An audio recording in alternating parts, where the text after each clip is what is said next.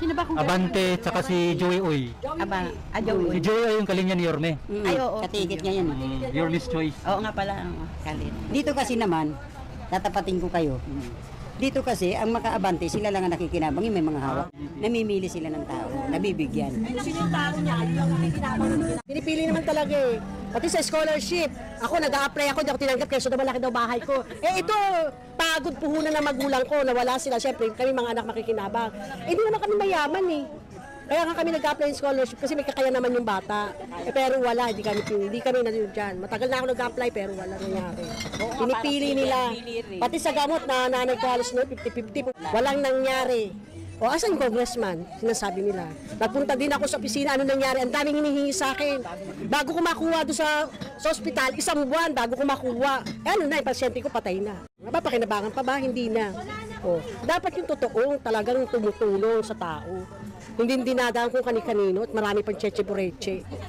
Kaya maraming hinanakit, maraming tampo dahil hindi kami nakikinabang. Totoo lang, kung sino lang humawak, kung bawa, kung barangay lang, sila lang nakikinabang, pili pa. Hindi lahat. Ako nagsasabi ako totoo dahil experience ko yan. Kumuha ako ng scholarship na allowance, nakalista yung anak ko pero wala akong nakuha. Inabot ako ng alas 8 ng maga hanggang alas 9 ng gabi sa Balagtas.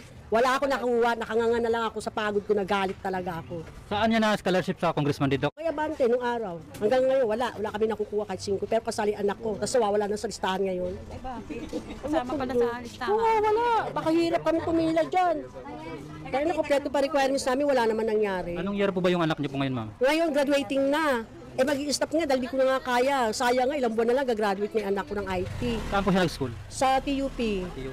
Kasi sobra din yung project sa TUP, ano nga, public nga, pero ang project naman, Diyos me, yung magastos. Kala ko nga public, para lang sa mahihirap, hindi rin pala pahirap.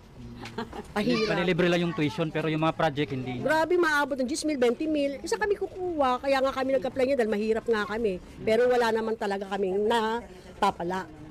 Samantalang mga bata nagpupursige, kahit nagpaong kami sa utang, pinupursige namin para makapagtapos lang ng pag-aaral. Isa ngayon, mag-a-apply ng anak ko ng ano doon na hihinto na lang siya kasi hindi na nga namin kaya talaga. Ilang buwan na lang kung gagraduate ni anak ko. Niiyakan ko talaga kahapon yan. Ma, hihinto na lang ako kasi wala naman tayong pera, hindi natin kaya. Hindi gagawa ako ng paraan. O, kanina ako lumalapit, wala. Maano man lang, wala. Nag-apply din, wala rin. Ang tagal-tagal nga daw. Nakakaiyak nga lang. Nakakaiyak Kaya sa... sabi niya, wala yan ate, huwag kang magnaano ng... Malapit ka sa kusina, yung Pag malapit ka sa kusina, sigurado ka, meron kang biyaya. Pero pag malayo ka, wala. Ngayon, nangangailangan sila, kakatok sila sa amin. Kami naman ang ayaw sa kanila.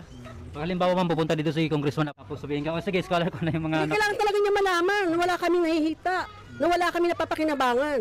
Totoo lang sinasabi ko. Kahit umarap siya sa amin. Nagbabaybay naman yan pag ganyan. Nagbabaybay naman siya. Kami naman, tao naman kami. Siyempre, tao naman siya nagpupunta rito. Hindi naman kami nang babastos. Kaya lang, yung mga taong talagang mga inutusan niya, pumipili sila.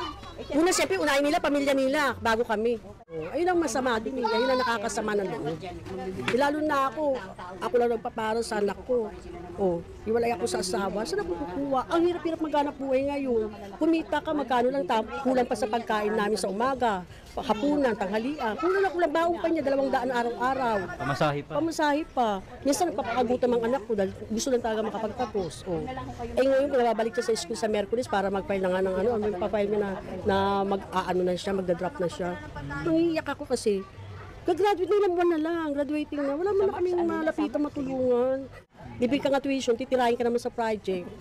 Kung saan ako umiikot, sir, totoo yan. Nagmamakaawa ako na baka naman meron kay scholar. Kasi hindi ka malapit, kaya ganun. Kami rito, nagkakaisa kami rito. Kung sino iboboto namin dito, malalaking pamilya kami.